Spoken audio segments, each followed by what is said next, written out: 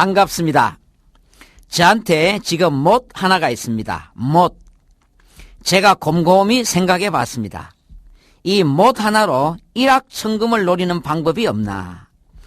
곰곰이 생각하다가 다음과 같은 방법을 사용하기로 했습니다. 이 못을 땅속에 파묻었습니다. 1만 년 뒤에 가서 땅을 파보니 그 못이 망치로 진화되어 있었습니다. 다시 그 망치를 땅에 파묻고 10만 년 뒤에 가서 보니 자전거로 진화되어 있었습니다. 다시 자전거를 파묻고 100만 년 뒤에 가서 보니 오토바이로 진화되어 있었습니다. 다시 1000만 년 뒤에 가서 보니 탱크로 진화되어 있었고, 다시 가보니 비행기로 진화되어 있었고, 또다시 가보니 화성까지 날아가는 로켓으로 진화되어 있었습니다. 로켓 한 대가 수천억 원 될 건데 저는 못 하나로 이렇게 수천억 되는 로켓으로까지 진화시켰습니다. 세월은 좀 걸렸습니다만 일확천금을 달성했습니다. 그런데 알고 보니 지금부터 150년 전에 저보다 더 고수가 계셨습니다. 그분에 비하면 저는 미꾸라지입니다. 그분이 바로 다윈입니다. 영국의 찰스 다윈. 그분은 아메바를 개미로 진화시켰습니다. 다시 그 개미를 풍덩이로, 풍덩이를 깨구리로, 깨구리를 다람쥐로, 토끼로, 개로, 소로, 원숭이로, 사람까지 진화시켰습니다. 저는 못 하나로 로켓으로까지 진화시켰는데 그분은 신비한 생명체를 보이지도 않는 아메바로부터 시작해서 만물의 영장인 사람으로까지 진화시켰습니다. 정말 고수입니다. 저는 신들매도 못 풉니다. 그런데 사람들이 참 똑똑하면서도 어리석습니다. 정말 순진합니다. 제가 한 일은 허무맹랑한 일인 줄 알면서도 다윈이 한 일은 그대로 믿고 있습니다. 역시 다윈은 고수답습니다. 자, 우리 오늘은 진화론의 허구에 대해서 살펴보십시다. 저는 과학자가 아니니까 과학적으로 증명할 능력은 없습니다. 다만 일반 상식적으로 한번 살펴보십시다. 진화론의 허구. 첫째로 진화론은 유에서 출발하기 때문에 무에서 유로 넘어오는 과정이 없습니다. 진화론은 뭐가 있었는데부터 출발합니다. 뭐가 있었는데 거기서 또 뭐가 있고 뭐가 있다 하는 것입니다. 그럼 가장 중요한 것은 처음에 그것이 어떻게 있었느냐 하는 것입니다. 즉 무에서 유로 어떻게 넘어왔느냐 하는 것인데 진화론은 그것을 설명해 주지를 못합니다. 두 번째입니다. 진화론은 중간 고리가 없습니다. 올챙이가 자라서 개구리가 됩니다. 그러면 올챙이가 자라서 개구리로 차츰차츰 변하는 모습을 우리는 다 볼 수 있습니다. 뒷다리가 먼저 나오고 그 다음 앞다리가 나오고 몸통이 점점 굵어지고 그 모든 자라는 과정을 우리는 훤하게 다 볼 수 있습니다. 만약에 토끼가 개로 진화되었다면 토끼가 차츰차츰 개로 변해가는 과정을 볼 수 있어야 합니다. 그것을 중간고리라 합니다. 중간고리. 그러나 전혀 그게 없습니다. 그게 화석으로 나와야 하는데 수많은 화석들 가운데 중간고리는 하나도 없습니다. 만약에 개가 진화되어 새가 되었다면 올챙이가 개구리가 되듯이 개가 차츰차츰 날개가 생기는 중간고리가 있어야 하는데 전혀 그런 화석이 없습니다. 흔적조차 없습니다. 세 번째입니다. 하등동물이 고등동물로 진화되었다면 오늘날은 하등동물이 없어야 합니다. 진화론은 하등동물에서 고등동물로 진화하는 과정입니다. 만약에 그렇다면 오늘날은 아메바나 개미나 모기나 조그마한 하등동물은 다 진화되고 없어야 합니다. 그러나 여전히 존재하고 있습니다. 사실은 소화기관이나 호흡기관이 하등동물일수록 더 복잡하고 신비롭습니다. 고등동물일수록 더 간단합니다. 그렇다면 그것은 진화되었다고 할 수 없는 것입니다. 네 번째입니다. 우연히 다른 생물로 진화할 수 없습니다. 진화론은 우연히 돌연변이가 하나 튀어나오더니 그것이 진화, 진짜는 나아갈 진짜입니다. 더 좋아진다는 것입니다. 진화론은 모든 진화되는 과정이 우연히입니다. 우연히 이상한 돌연변이가 하나 나오더니 다른 종으로 넘어간다는 것입니다. 그러나 돌연변이는 진화가 아니라 퇴화합니다. 돌연변이는 성장도 제대로 하지 못하고 일찍 죽습니다.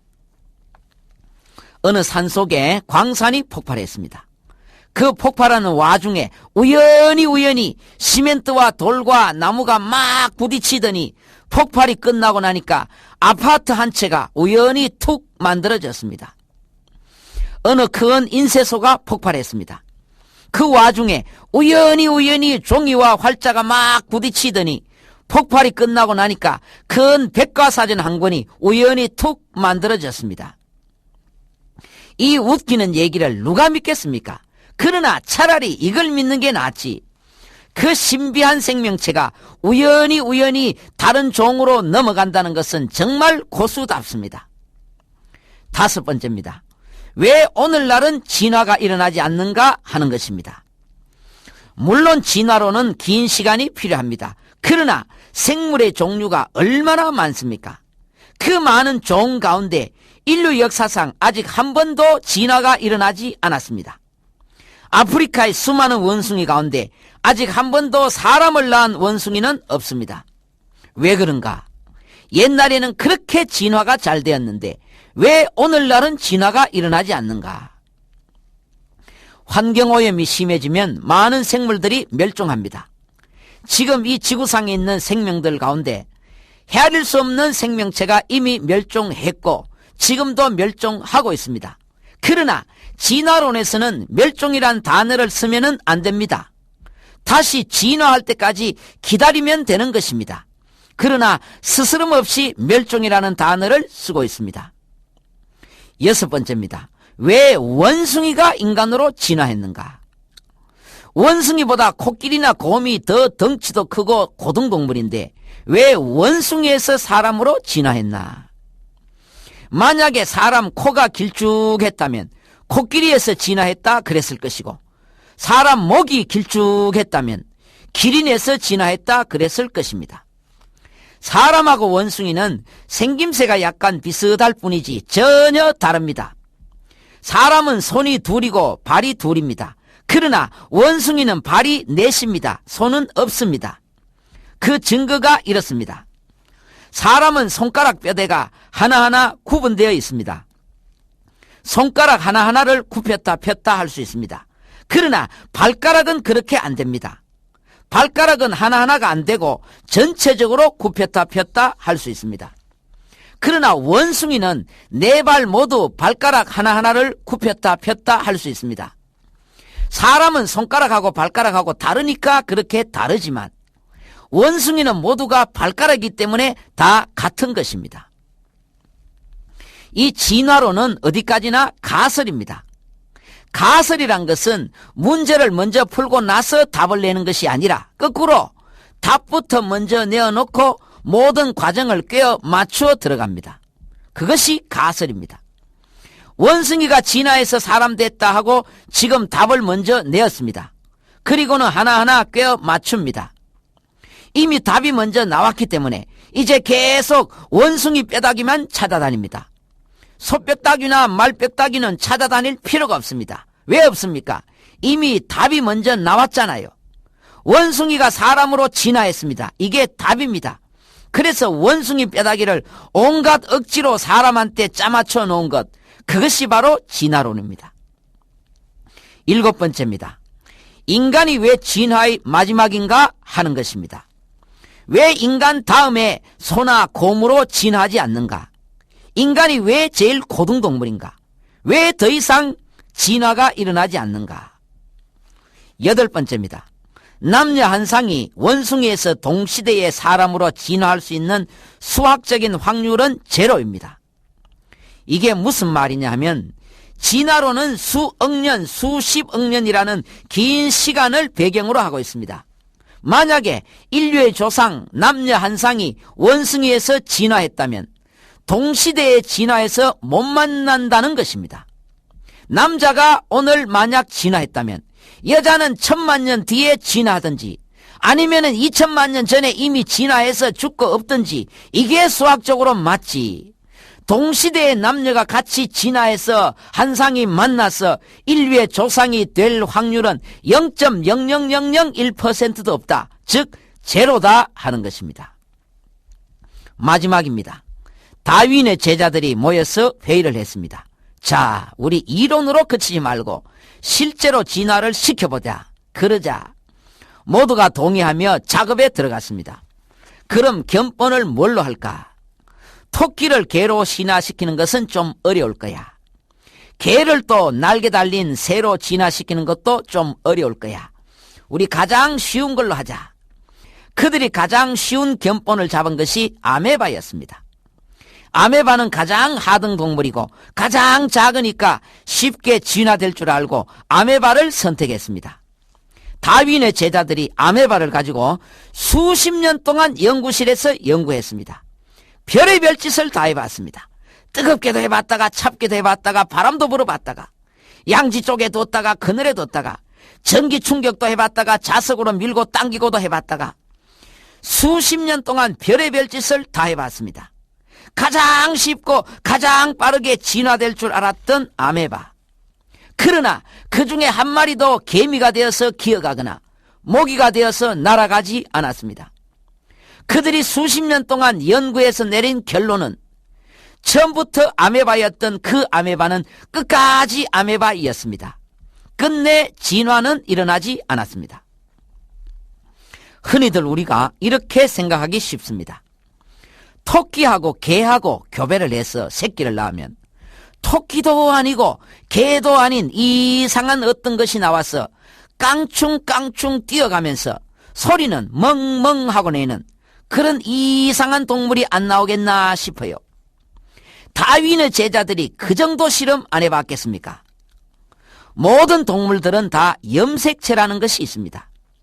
사람은 X 염색체가 24개, Y 염색체가 24개, 합계가 48개입니다. 그러나 모든 동물마다 이 염색체 수가 다 다릅니다. 이게 다르면은 새끼를 못 가집니다. 교배는 할 수 있겠지요. 그러나 수정이 안 됩니다. 임신이 안 돼요. 개의 종류에는 수천 가지가 있습니다. 핸드백에 들어가는 조그마한 개에서부터 말만한 개가 있습니다. 그러나 결국 개는 똑같은 개이기 때문에 개끼리는 어떤 개라도 새끼를 가질 수 있습니다. 염색체 수가 같기 때문입니다. 하나님께서 그냥 주먹국으로 창조하신 것이 아닙니다. 창세기 1장의 천지창조 내용을 보면은 하나님께서 동물과 식물을 만드실 때 각 종류대로 만드셨다고 계속 반복적으로 나옵니다. 창세기 1장 21절 말씀입니다. 하나님이 모든 생물을 그 종류대로 날개 있는 모든 새를 그 종류대로 창조하시니 하나님의 보시기에 좋았더라. 24절 말씀입니다.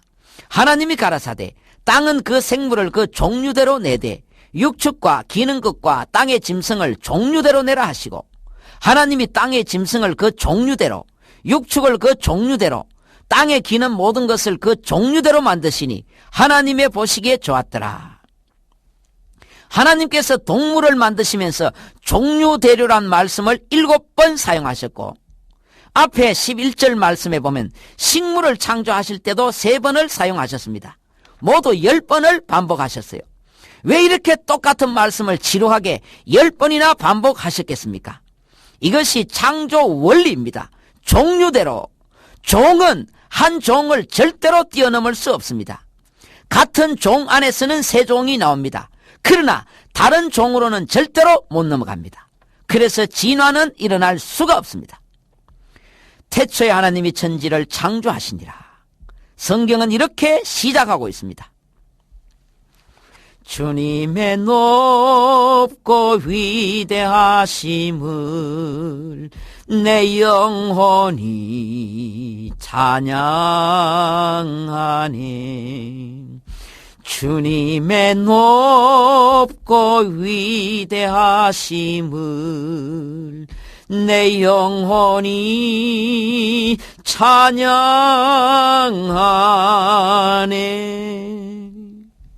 은혜로운 날 되십시오.